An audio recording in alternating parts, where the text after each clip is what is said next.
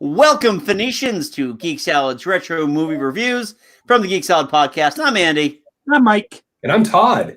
And tonight we are joined with a very special guest, the lovely Miss Jonna, who will be joining us again. And we may have Nick from the Black Girls Do Stuff Too podcast joining us at some point. I kind of threw out the invitation yesterday and didn't remind her today. So totally on me if she doesn't join us and she looks at this like, oh no. So, but that's okay, Nick, because if you aren't able to join us tonight, there are two parks that we still got to do, and you are more than welcome to join us for both of those. So anyway, tonight, in keeping with our not reviewing movies, but reviewing our favorite rides at the at Walt Disney World. Last week we did the Magic Kingdom. This week we do every grown-up's favorite park, Epcot. Woo! Yay! Now, I always find it amazing that this was Walt's dream, was essentially, the city of tomorrow. Yeah, well, the Epcot that Walt was dreaming of is very different than the Epcot we've got right now. I think that would be hilarious, though, if somewhere in there was just like, and over here in this neighborhood, it's many nations of the world where people roam around and day drink in 90-degree weather. And they'll accept the challenge, as all of us will accept the challenge in this brave new world of Epcot. In 90% humidity as well. Oh, my God. The best analogy I heard about somebody having to face the very next day after the drink around the world was that their friend had to force coconut water down their throat like a goose being prepped for pate. That's about right. Yeah. Ooh. Speaking of drinking, what you drinking there, Andy? Oh, okay. Well, I got my Disney travel mug as I got on my meal plan. But there's a Sam's Summer Ale in here. Very good. Yes, exactly. So I'm gonna drink around to go. I got my free refills at my resort. Summer when it's like 50 degrees out right now. Yeah. That's part. Again, part of the reason why we decided to do the Walt Disney World is because we're really just I miss fun. I think we all do. Yeah. And I kind of want to remember fun stuff. And so that's why we're going to be talking about our favorite rides at Epcot. So why don't we start with our, like last week, we did two polls, one on Facebook and one on Twitter. Oh, you okay? Nope, there he goes. Okay. He muted, so he could be choking and we would never know. So on our Twitter page, which is at Geek Salad Radio, we actually had a two-way tie. But the one of the tying rides also was our runaway Facebook winner. Nope. You okay? Oh yeah. All right. Oh, okay. So the tied runner up for our Twitter poll are the four rides that we chose. We chose Fast Track, Mission Space, the current version of Journey into Imagination, and what was the fourth ride? Mission Space? Did you say that? I mentioned Mission Space already. I wasn't listening. The Seas with Nemo and Friends. Oh yeah, the Seas with Nemo and Friends. It's Test Track. You keep calling it Fast Track. I know, it's my fault. And the semi-winner of the Twitter poll was the current version of Journey into Imagination. Yeah. You, Twitter. Imagination. Yeah. Hey, made by that song was written by the Sherman Brothers. Mm-hmm. Yes, it was. Yes, it And was. that was also in the original version of the ride, which was far superior. Far superior. And I think you're the one of us who's ridden it, the original version, Todd. Yeah, probably. I mean, I was. So we talked about this last time. I was 4, but it is one of the things I remember crystal clear about that trip was riding Journey into Imagination with the Dreamfinder and the big beard and the puppet. And Figment was my favorite Disney character until I was like 15. So it was amazing. Yeah. And it's on YouTube now. So just go and see how much better it is than the current iteration of the ride. The virtual park, the virtual park experience right now has been so much fun. The the thing with the current ride is that they made a lot of changes and tried to make it more scientific based on the five senses, which is an odd choice. Yeah, and and the ride was originally much longer than it actually is right now, which explains why they cut out the touch and taste knob. Yeah, that was in the original ride, and it's not anymore because I've actually seen what happened to that area. It's actually now a section for cleaning the glasses from the 3D glasses. Oh, yeah, Captain. Okay. Yeah. Well, if it was in there, it's definitely not now after coronavirus. So. Oh yeah. Oh no. Yeah. And if I'm not mistaken, I think this is one of those rides that is due to be closed. I think it's finally just being put out to pasture. And I could go for another refurbishment, a total overhaul of this, because I think it's a great idea. It just lost a lot of the charm. Well, we lost Shauna. We lost Shauna. Oh, she'll be back. Yeah. All you have to do, Mike, is imagine it. Yeah. With every spark. There she is. Yeah. Sorry. Hey, My internet. you imagine that she would be back, and here she is. Imagination. Yeah. I from what I hear though, this version is actually still better than the previous version, the one that only lasted like 2 years, journey into your imagination, where it starts off the ride by insulting your imagination. By saying, "Oh, it's a wasteland. Oh, you have got no imagination. You're pathetic. I spit You call that upon you." imagination, you puss? Yeah. And now we've got Eric Idle in the moon, which is really, really creepy. Oh. No. Yeah. No. And you know what though? I did hold off on using that for our YouTube title card. So It's probably for the best. yeah, probably for the best. I think the coolest thing about this ride is just the deep track that you get like right out of the gate when you're getting into your imagination buggy or whatever they're calling it. And they've got like the photos of all the other like Disney scientists. Oh yeah. Yep.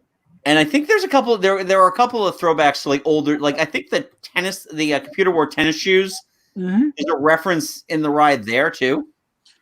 And you also see a door with Wayne Selinsky written on it. Yep. Honey, I Shrunk the Kids. Yep. Robin Williams' character in Flubber. Yeah. Yeah, exactly. Is Bunsen Honeydew in that lineup too? I don't think so. That's a missed opportunity. Yeah. It is a missed opportunity, but then again, most of what Disney has done with the Muppets has been a missed opportunity. Yes. Well, we are getting a series. Yeah. Finally. No, they canceled the improv series. No. They just announced that they are going to do it now. They're doing it again. Sweet. Muppets All right, now. Let's move on to the winner of our Facebook poll. Our Facebook page is Geek Salad Podcast, and you can find that right on Facebook. And the runaway winner for that was Test Track. Yeah. What are your thoughts on? All right, so I'm going to start, Mike, with you on this because I know you're not the fast ride guy. Have you been on it, and do you like it? Oh yeah, I've been on it a few times, and I do like it. Yeah. Cool. Yeah, I know one of my friends on Facebook, she definitely preferred the original version, the General Motors sponsored one. Now it's just Chevrolet, and they've kind of redesigned it. It's literally the same track layout, same ride system. It's all the same, but they've added a more interactive feel to it now, which I actually kind of like. I do enjoy it. Yeah. And I mean, it is the fastest ride on Disney Park property. Yes. Yeah. A whopping 65 miles per hour. Yep. John, how about you? What are your thoughts on Test Track? I really enjoyed Test Track. I know that they spun Cars Land off of it, but it's essentially the same ride system. The feel's pretty different because they're taking more scientific look at it. But the speed is great. And considering that there aren't that many actual thrill rides in Epcot, that one's got some kick to it. And you feel like you're going way faster than you even are, and that's pretty darn fast. Yeah. Yeah. Yeah, I like that one a lot. How about you, Todd? I love it. I like the Tron version better than the older version. I'm not one for the interactive build your car, build your design. I don't care. Just let me ride it. Yeah. I've always done that one single rider because nobody else I've been with has wanted to go on that ride. So it's me and like a family of 3. And I'm like, here we go. I really do. I love the open air part of it. And like we talked about with Peter Pan's Flight or Small World last week, where I struggle to not look at the behind the scenes parts of it. Every time we shoot out into that open area, I'm like, hey, that's the back of the Mexico Pavilion. I'm just like aware of those things. So I try to have fun on a banked, 65 miles an hour. But in the back of my head, I'm like, hey, it's Mexico. Hey, it's Norway. Cool. There's like parking over there. Awesome. Great. I've actually done the behind the scenes tour of Epcot, and they take you back into the area. It's the closest to racing most of us will ever get. Yeah. Very true. Very true. You can actually see like specks of rubber from the tires all over the ground around there. Because they run through those tires real fast. I'm sure they do. Yeah, we actually had a fun story with Test Track last year. So it was the day after our magic hours, we did the extra hours thing. So we didn't get back to our resort till like 2 a.m. And Autumn's like, we're just gonna sleep. Our first fast pass isn't until 11. Plenty of time. And it was Test Track. So we wake up at around 9, grab some breakfast, gonna take the monorail to Epcot, which is fun because you got to go through the TTC. Now, I want to point out at this point, I had not had my cup of coffee yet, and I am horribly addicted to caffeine. I can't suffer caffeine withdrawals because I will just be grumpy all day. Wish I had remembered that when I went. So we were running behind. We just barely made our fast pass for Test Track, which my son would have never forgiven me. So it was like, gotta go. This is the only thing he wants to do with Epcot. You gotta go. So we go into the interactive thing. He just loves making his own car. And it is exactly the type of monstrosity that a young man with the lower workings of a 6-year-old child would create. Big tires, big car, might have some rockets on there. Essentially the mileage was like not applicable. Failed every single test. It was awesome. And the woman we sat next to when they do like the picture knew where the camera was. So it's like, here's me and James, like, and there's this woman, she's just like, look at the camera like this, just like, oh yeah. Jeez, lady, how many times have you gone on this thing?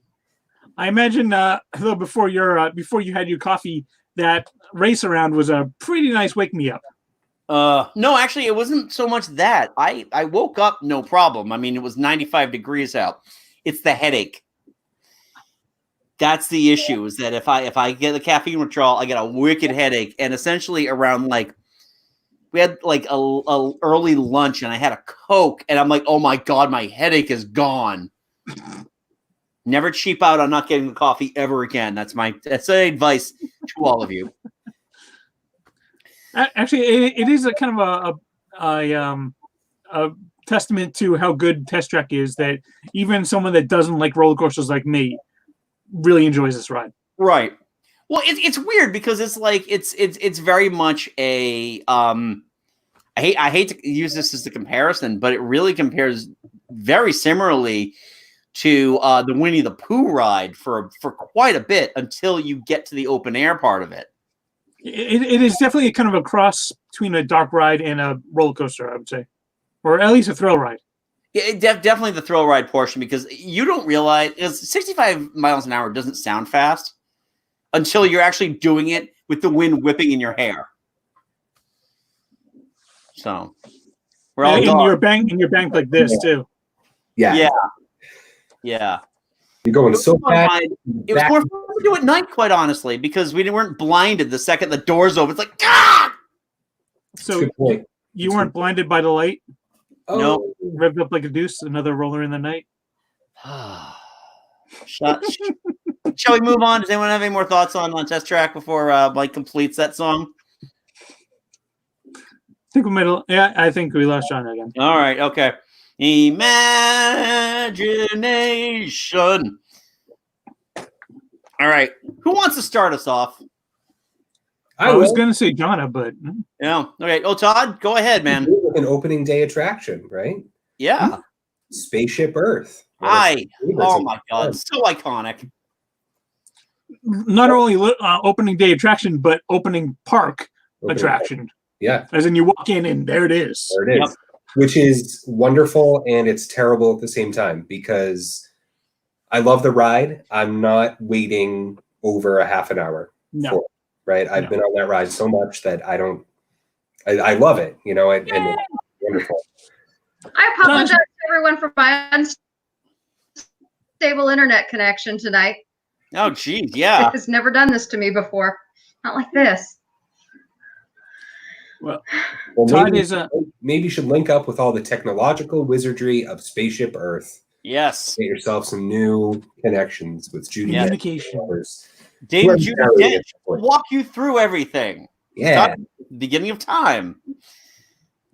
Yeah. So it being the first attraction in the park, people just go there and they stop there and they wait there for it, where it's not really worth, more than a half hour wait for me personally. But I love the ride. I think every iteration of it, I love what they've done recently. It's just a relaxing, 15 minutes, Yeah. And unlike Peter Pan, which is again, one of my favorite rides, the line, they could do some updating to the queue. A lot of it is outside, which it's under the golf ball, but, newer rides get you inside watching something sooner. This ride makes it worth it because it is at least about 15 minutes, and it's a slow descent, and you get to the Phoenicians and you smell the ribs and the barbecue, and then you keep going up, and I just love it. Then when you get to the planetarium part of it, it's stunning. I love it. And that slow ride back down. I love it. It really is a majestic ride. It's very little. There is very little innovation that they need to kind of incorporate into it anymore. I know they've done quite a bit of rebuilds and refurbs on it already, but you're right, Todd. It's 15 minutes of just sheer bliss. And I don't honestly, if the line is going out to about the stairs or the ramp, I'm good. You're good with it. I love looking at the artwork. Oh yeah, on the front, which looks like a really cheesy early 70s sci-fi novel by not by Robert A. Hine, but by the guy that wrote Journey to the Center of the Earth. Jules Verne. No.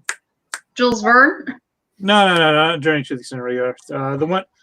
The movie that starred Troy McClure, Doug McClure. Which movie is that? The President's Neck is Missing?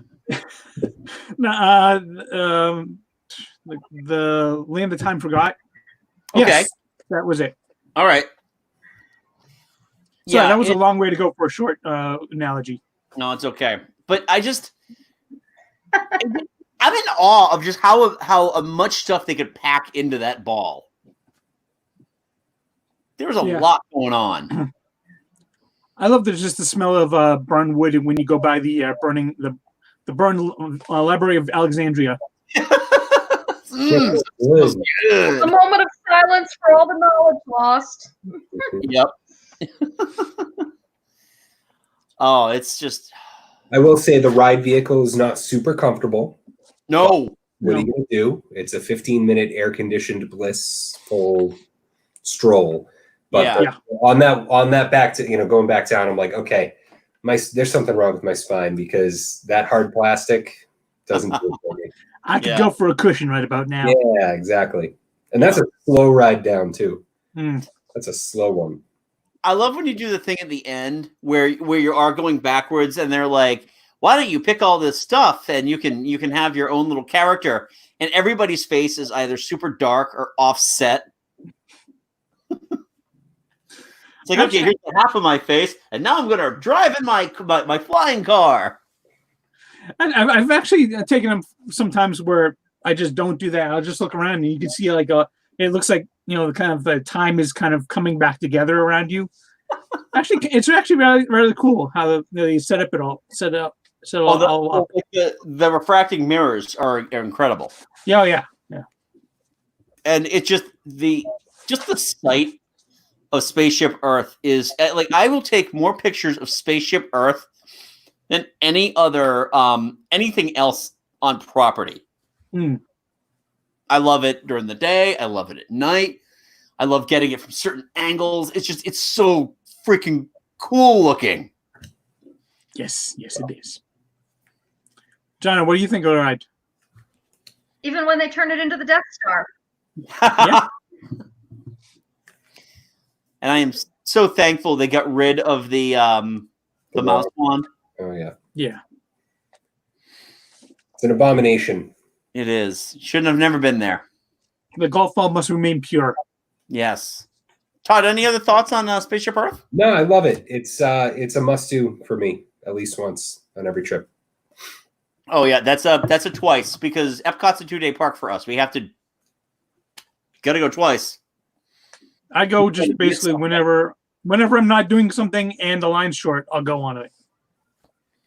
The longer you go through the day, the shorter the line gets. Because to Todd's point, a lot of people just go straight on it because it's right there next to the graveyard in front of Spaceship Earth, which is no longer there. Well, I mean, lately everybody's been rushing towards either Soarin', Test Track, or Frozen Ever After. That's what I do. Yeah, well, that's what fast passes are for, right? So, John, why don't you go next? Now, I believe you had 2 rides that you're going to mention, but they're like right next to each other, so they kind of count. Yeah, they're both water rides. First is the Gran Fiesta Tour in Mexico, and which I saw the best description of it as being if Pirates and It's a Small World had a weird Mexican baby. But we love it anyhow. It's you once you get through that claustrophobic entry, they sail you right past all the diners in the restaurant, at least to one side, and off to your left you have the Aztec pyramid and the volcano that's erupting, and it takes you past the giant stone head and into another temple where we meet 2/3 of the Three Amigos. Because Donald is off enjoying all that Mexico has to offer. And so his compadres have to hop on the magic flying serape. No magic carpets. It's Mexico. Ooh. Oh, I think she froze up. Oh, there we go. Yeah, okay. I find it interesting too that the three caballeros, neither of them are from Mexico. Yeah. Well, none of them are, but at least 2/3 of them, I think, speak Spanish. So. Yeah, exactly. Donald, we can't tell what he speaks. He can say "ay caramba," but that while Donald is having his misadventures, you go past the dolls, and they have one that is a couple of small children beating a piñata of Donald. I do love that ride. This ride, first of all, there's never a line. There is never a line for this ride. Never. I have seen a couple of times when it had a line. It was probably 20 minutes long, 20, 30 minutes long. What? I know. I was shocked too. Wow. Crazy. They must have been loading like. There must have been a lot of people on Rascal scooters that were trying to get on, because that's the only time I've ever not just been able to hop on a boat. It's like, yep, sorry, we just got to help these folks on first. So we're gonna put your scooters right over here and lock it down. Yep. I'll tell you though, the ride does a disservice to the restaurant, because it's like the one restaurant I don't think I ever want to eat at. Have any of you guys eaten at that Mexican restaurant? Yeah, any good? Yeah. No. Okay. I mean, it sounds weird saying this about any restaurant in Epcot, because most of them are glorious, but this one, it wasn't good. I mean, granted, I'm not the biggest fan of Mexican food as it is. Okay. But I wanted to eat at every place around the at least around the World Showcase. So I ate there. I was like, okay, this sounds good. I ate it. It was not good. I don't feel so good. Yeah, the refried beans were they were refried way too much. Oh. Yeah. Yeah, I haven't heard good things about the restaurant. Yeah. Now what was the other beer garden instead? What's the other World Showcase ride you wanted to discuss, Jana? Oh, Frozen Ever After. Right next door in the Norwegian pavilion. Giving you a reason to go to the definitely pavilion. They must fast pass or get the crack of, oh my God, it's early, and race for it. Yeah. We did the dessert party for that last year, so we and got if you go and have somebody wait in line, if you wait in line for it, dispatch someone off to the bakery, go get school bread or cream horn or something good to keep you going while you wait. Oh. But I know that a lot of people really miss Maelstrom, which it was built on the bones of Maelstrom. I never experienced Maelstrom because that was gone by the time that I ever first went to Epcot.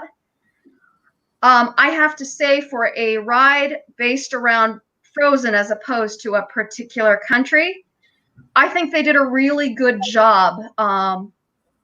They kept all the things that you love about Frozen. Oaken is in the queue line in his sauna, telling you how wonderful things are, and in the queue line when you're boarding and exiting, telling you to keep your hands, arms, feet, and legs inside the boat. But you get a certain amount of Olaf, but not so much that it's grating. And I love the fact that they included Marshmallow and the Snow Geese as you're shooting backward from Elsa. You get the cold never bothered me anyway with the blast of frozen steam, but never mind. And then as you drift back from that blindness, there's Marshmallow and the Snow Geese. And he's telling everyone to let it go right before it drops you into the Arendelle finale with the fireworks. The animatronics on this are top notch. There are some they really are good animatronics on there. Yeah, we were talking about Mine Train last week. This the same type of animatronic with the projected faces. Yeah. It's awesome. The Sven one is like, it's amazing. He's got his tongue sticking out. He's, it's amazing. Yeah. Yeah, the one of Elsa to an ice crystal. Yeah, by his tongue. The one of Elsa is phenomenal, especially because it's got a lot of fluidity and a lot of motion in it. Yeah. Because when she's doing her arms are going up to cast the spell, and it's really cool. I don't think it's a 2.5 hour long wait. Cool, but as someone that loved Maelstrom, Actually, when I went when I was 10, that's like the one ride. It's one of the two rides that I really, really wanted to go on that I never got to go on, but I did get to go on back when I went in like 2012 and all the times again since then, before they closed it. So I did love the Maelstrom, but I still really enjoy Frozen Ever After, though. I think it's it uses the same track system, the same ride layout. So it is essentially the same ride. They just got the Frozen figures that are very well done. Yeah. So I don't really have a big issue with it. I mean, if they brought back Maelstrom, I'd be happy. If they left it like this, I'm still enjoying it. Yeah. Yeah. And don't blame Disney. By the country of Arendelle. Don't blame Disney for it going away, though. That was all in Norway. They chose not to fund it anymore. So Disney's like, well, we could keep it like this, or we've got this brand new property that people really love. And hey, it's given the ride that normally has a 2.5 to 3 hour wait, it seems they're doing something right. Mm-hmm. Why don't we slap them with sanctions, huh? Because it's Norway. Yeah. Don't think about my people like that, eh? Yeah, that I loved Maelstrom as a kid. As a Norse, someone of Norse, blood. Yeah. I really liked Maelstrom and the whole Norway pavilion. And I was devastated when they took, I saw videos of the Viking ships being driven down the highway when they dismantled it. But yeah, I think they did a good job with its replacement. Yeah. Hugh is awesome, winding through that because it just used to be so dank and dark and just not friendly. You know what I mean? Yeah, even though you are inside in air conditioning quickly. So circling back to Grand Fiesta Tour, I'd only ridden that for the first time 3 years ago because I'd never found it before. I'd never set foot inside of the Mexican building there. Yeah, you got to wind your way all the way back in the pyramid. Yeah, and it was awesome. Yeah. I loved going inside and having the nighttime marketplace. I thought it was great, and I was like, oh, there's the ride. Okay, I've heard about this ride, and it was fine. And it was a good ride. Yeah. Autumn and I kind of happened upon it. Yeah, like 3 years ago, we were just like, let's go in here. I don't even know what we were doing going into it, but like, oh, hey, here's a ride. Let's sit down for a few minutes. And actually, they did change that. It beats out It's a Small World because mariachi music is much better than the song. Yeah. They did change up the Grand Fiesta Tour a little bit a couple of years ago because during the final bit where all three of them are singing and playing together, it used to be just in the animated screen of the three of them doing that.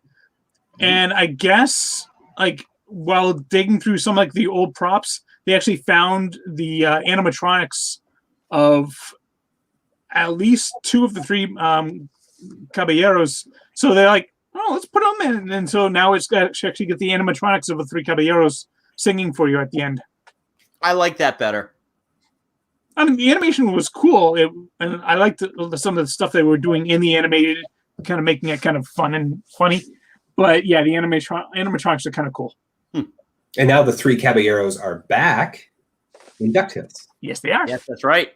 That was a great episode. And hey, it might drive you to actually watch the movie now, which is on Disney Plus. My DVD collection. So which movie? The Three Caballeros or the Saludos Amigos? Both of them. Well, actually, Three Caballeros has all three of them all the time. Saludos Amigos kind of introduces them as individual characters. I never understood why Donald was in it. Ever. He's a bird. He's a bird. Yep. That's all the logic you need, Todd. And at the time of Three Caballeros and Saludos Amigos, he was the only bird that they had, I think. He was also their top star. Yeah. So, hey, welcome back. That rude boy. that internet, man. I'm telling you. Some days are like that. Oh boy. So, Mike, what's your pick? But no, sorry. No, she's frozen. Yeah, there we go. It's like the ride she was just talking about. It's Frozen Ever After. For the first time in forever. Let it go. My ride is in Living with the Land. It is Living with the Land. The land. Yeah, I mean, people say it's a boring ride. It hardly ever has any line to it. But you know what?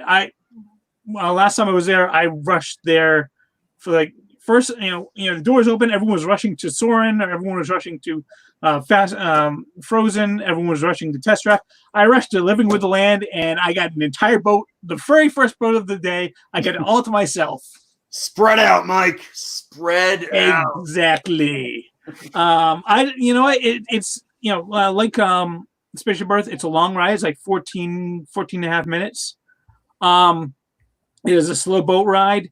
At first, it just takes you through these sets of like a rainforest, then just a regular forest, then the desert, then the plains and farmland, and then it takes you into the greenhouses, and you can actually see how they grow all their. I mean, and all the food that you see that them growing in all 4 of the greenhouses are food and fish that they actually use right there in Epcot, and actually around all around Walt Disney property, I believe. So, I mean, it is a fully functional, 100% usable greenhouse, and they use really great technology. And I just find it really, really interesting, and it's a great way to just calm down and just enjoy, relax for about 14 minutes. Yeah, it really is it's a very interesting ride because it's one of the few rides left in Epcot that is just pure science. Like everything else, I mean, because I know Epcot was the science park. Yeah, and stuff like Todd mentioned Spaceship Earth. It still shows the evolution of technology. But pretty much now Epcot is the drinking park. The food and drink park, the festival park. Yeah, because Body Wars isn't there, and Kitchen Cabaret and stuff like that. Yeah. I'd almost forgotten about Kitchen Cabaret. Veggie, fruit. And Horizons. Yep, Horizons is gone. Yeah. What was the Universe of Energy? Was that the Ellen and Bill? Yes. Universe of Energy. Yeah, that's closed, and it's going to be replaced with a entirely indoor Guardians of the Galaxy roller coaster.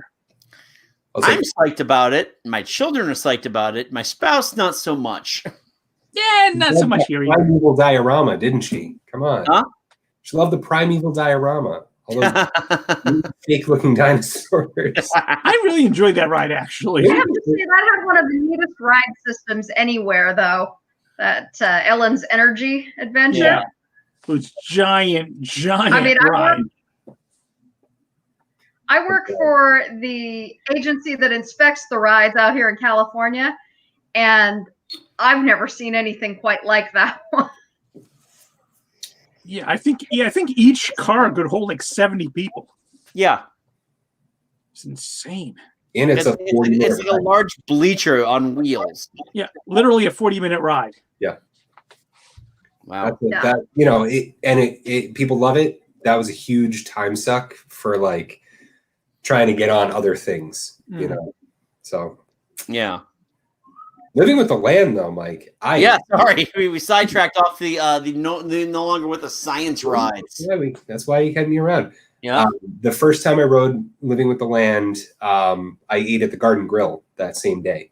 So the Garden Grill overlooks the sets in that first part of the ride, and having ridden Living with the Land before eating at the Garden Grill, I got to talk to my niece. I was like, "Oh, all the food we're eating right now was grown here. Like, isn't that cool?" And she thought it was good. So yeah. I've eaten at Garden Grill. I didn't realize it was a character dining moment. Yeah. So as I was making my way through the meal, I was like eating and oh great, I got to stop eating and meet a great yay hi. Get back to eat. Oh good no hi. I want to eat first. Come on. It's not a great assortment of characters either. I mean, you got Farmer Mickey and Farmer Pluto, and then you get Chip and Dale. Mm-hmm. But I mean, on the plus side, I did eat there on my birthday So it was kind of sad. It was just me alone, and they actually gave me a free cupcake, and they had a card signed by all the characters. So it was kind of fun. Yeah, it was cute. I've actually got it over here somewhere, I think. That's a slowly rotating restaurant. Yes. It is fun. Actually, it was funny too. Like I remember when we took Scarlett for her birthday a few years ago, and it was my first time in Epcot since college. And you were like, "Where are you right now?" Like we're at the aquarium. We just finished up with Nemo. Go to the land pavilion and go on living with the land. I'm like, okay, fine. And we enjoyed it. It was a lot of fun. I mean, Autumn was just like looking at the gardens, and it's just, I see the wheels spinning. Yep. Gone again. Yeah, like they got the layered one where it just the nutrient water just kind of filters down from one to the next to the next. It's really cool. Hey, welcome back. Third time's the charm, right? Good. Back. So, Jonna, what do you think of living all with right. the land? I really enjoyed living with the land. I love the fact that they put little hidden Mickeys throughout. And I got the biggest kick out of it's not all plants and everything. There's fish. And one time we went through, there were alligators, like little small alligators. And you wonder why Disney is raising those. But I come from a family of farmers, so I found the stuff about the hike really interesting. And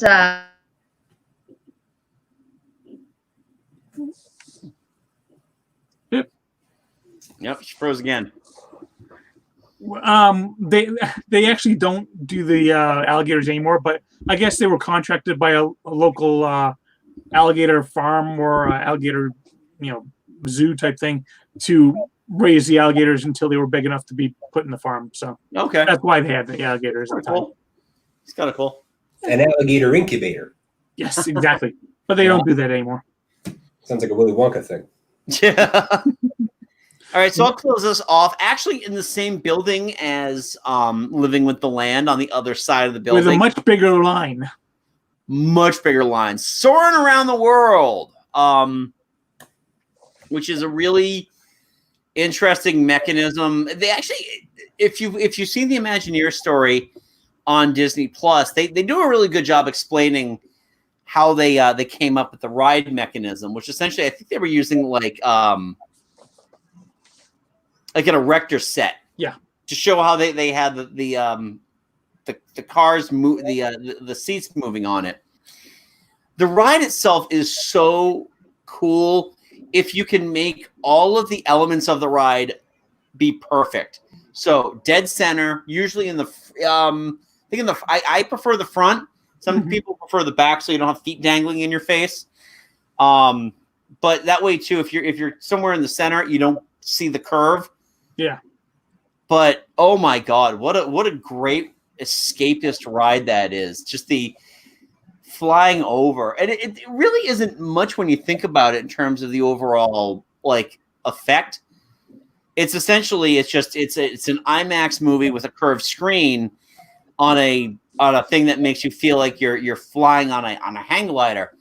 But between the aerial photography, the smells that they're pumping in, the fact that they have that wind going through your hair, and the music, the grass. Oh my God, the music too, though. It's this perfect display of different types of elements for you to experience. And the beauty of that line also, though, is that because it's the majority of it's indoors anyway, I can think of a lot worse places you could be standing in line for an hour and a half. That is fair. But I always fast pass. Always fast pass that one. Yeah. And Autumn almost lost her phone on that last year. That was fun because my son did not like the ride. He thought he was going to fall. Oh. We were in the front row. I was like, Jamie, you were going to fall 5 feet if you fall. So, I love it. What are your guys' thoughts on Soarin'? I love it. Love Soarin' over California. Thought that was great. Was blown away when they redid it. and just it's they made everything about it better when they refurbed the ride. Love it. I mean, I like the original Soaring Over California. I also like Soaring Around the World. I mean, the fact that they get the smell of time to it, that they give that slight motion that they move the whole seats with, and I love the transitions from one scene to the other on Soaring Around the World. It's very, very well done. Yeah. Yeah, I love the music. The music is fantastic. It's great. That's on my. I have a deep love for the California version because California, but I love some of the stuff that they have now, like the waterfall section is so powerful. And well, the elephant, just unbelievable. Just like the elephants, and like you mentioned the grass earlier, Jonna, like the grass and the dust, and it really makes you feel like you're there. As long as you don't see the curve in the screen. Yeah. But it's just such an amazing, just little piece of escapism. Yeah. I will say, having ridden it both before and then immediately the day after having ridden Flights of Passage, which I'm sure we'll talk about, Flights of Passage is Soarin' on ecstasy. So... or steroids and ecstasy, ecstasy. So it's on Molly. Let's just say it's on Molly. Having ridden Flights of Passage and then going back to Soarin', I was like, oh, that's it. It's classic. I love it. So that's not a knock on Soarin'. That's just like how crazy Flights of Passage is with this similar technology. Yeah. The current version of it, though, makes so much sense in Epcot because you're seeing the world. Right. Absolutely. The fact that it is where else, global, even if it's not part of the World Showcase. Right. But it's global in the global park, which is really kind of an interesting, why I didn't think of that sooner. I don't know. Another thing about the music, though, is I like how it does kind of change up the music a little bit to fit like where you're seeing. Like when you're going over India and seeing the Taj Mahal, the music has a more Indian flavor to it. And like when you're going over China, over the Great Wall, it has a little bit more of a Chinese feel to it. That's unique because California, Soaring Over California music was just the same. It's still good music. Don't get me wrong. But I do like Beach Boys at least, so you're okay. Well, I wish they all could be California girls. And there's a little Disney nod that the castle that they take you past in Germany is the one that inspired Cinderella's castle. So Neuschwanstein. It's a really fun. That's a two every trip type of ride for me. You go on it like once per day. That's the ride I think we fast passed twice last year because I loved it so much. Yeah. Well, that was Epcot. Any other thoughts on Epcot before we close this one out? No, the Seas with Nemo and Friends. It's a fun ride. It's especially if you like Finding Nemo. It's there's never a line. No. In fact, it was funny because I mentioned earlier that Autumn almost lost her phone in Soarin'. She went to go find it, and I was like, "We'll meet you in the aquarium," because she didn't want us just hanging out. We actually made it through all. Like, you can't just walk into the aquarium. You kind of have to do Nemo and Friends. Well, and then you can get in, but. Yeah, I know. At that point right now, I was just more worried she wasn't going to find her phone. So it was like, fine, we'll go on the ride. Yeah, that is a very, very, very long queue walkthrough for Nemo and Friends. Yeah. But it's I like how it's stylized. You go through the beach, and then you go under the water, then you go deeper under the water, then you're on the ride. That's pretty cool. It's not a ride, but one of my favorite attractions at Epcot is Turtle Talk with Crush. As an improv fan myself, yes, that Crush talked to my daughter last time. She was super nervous about it, but it was good. I love that. That technology blows me away. Yeah. And supposedly there are going to be 2 more rides in the World Showcase before too long. Yeah. Oh, I can't wait for Ratatouille. Yeah, Ratatouille and a Mary Poppins ride Amazing. for England. Interesting. Yeah, that'll be a lot of fun. Because right now, too. right now, the World Pavilion primarily is just like you get to watch the movie of the country. Yeah. Well, I like those movies. I love the Canadian Pavilion one. First time we saw it was last year, actually. I had never seen it before, but it was a lot of fun. And then you got the China also in Circle Vision.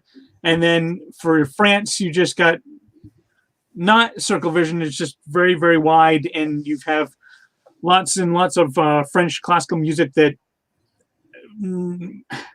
most of the time will almost put me to sleep. I'm not gonna. I love going on that, but it will make me start to nod off a little bit. Nice. Also, yeah, the pick a pearl in Japan, out of the big hairy clams, you get to do the pearl and set it in some sort of necklace or whatever. Lily really enjoyed that last time we went. So, not an attraction, but still fun. Right. But Epcot is also more than it's like the one park that almost excuse how few rides they have because they have so much else going on. Like the outdoor shows in the World Pavilion, the food. Yeah, the food is an attraction in and of itself. I walked past Boys to Men performing. Yeah, as did I. I walked past the Pointer Sisters. Like we weren't we? Yeah, probably. November 2017. Yeah, you would have been there. I know. I was there in November 2017, and it was the same time that Boyz II Men were there. So yeah, we'll talk. Weird. Okay, well, I don't know if we're getting Jonna back or not. She seemed to have dropped off. So. Yeah, she said she had to reboot her whole system. Oh, okay. So, but yeah, no, Epcot's a lot of fun. So next week we are going to. Well, which one do you want to do, Mike and Todd? You want to do Animal Kingdom or do we want to do Hollywood Studios? MGM. The Disney MGM Studios? That sounds good to me. All right, cool. So, yeah, well, now it's known as Disney Hollywood Studios, even though I know so many people still refer to it as MGM. And it's also got Galaxy's Edge in it. Yes, it does. Which unfortunately, I can't speak to. I can. Well, not that Galaxy's Edge in particular, but I have been to Galaxy's Edge out in California. Right. And the ride's still months. Yeah. I will. and Todd, I saw your itinerary, so yeah. I know you've got it planned. Whole day. Fun if stuff. that happens. So, yeah. So, all right. Well, I think we're gonna wrap up without Jonna. Jonna, thank you so much for joining us. I actually just got a message from Nick that she's so sorry she just saw the message now. Things have been crazy, so hopefully we can get her back for Hollywood Studios. But yeah, we're going to be discussing our favorite rides of Hollywood Studios. Whatever's left over will end up in the poll on Facebook and Twitter. So check that out at Geek Salad Radio on Twitter and Geek Salad Podcast on Facebook. Also, Mike, Todd, and I host a little podcast called Geek Salad. You can check us out at geeksalad.podbean.com, as well as every podcatcher app available. So Stitcher, Spotify, iTunes, Google Podcasts, and iHeartRadio. You can check out the episode. We just released this. Actually, it was last week. Yeah. Where we discussed the Star Wars sequel trilogy. And we should have a new episode coming up. I think we're going to maybe record next week for that. Not sure yet. Sounds about right. Yeah. But you can also check out, if you're new to our YouTube channel here, feel free to subscribe to us so you can get all of our retro movie reviews, our park reviews, and all the other fun stuff that we have. And also you can check out if you like us enough to buy some swag. We do have some swag. Stickers, t-shirts, mugs, you name it, at tpublic.com. Keyword Geek Salad Podcast. So until next time, I'm Andy. I'm Mike. I'm Todd. Go forth and be nerdful. We will talk to you later and have a magical day. Woo. Yay!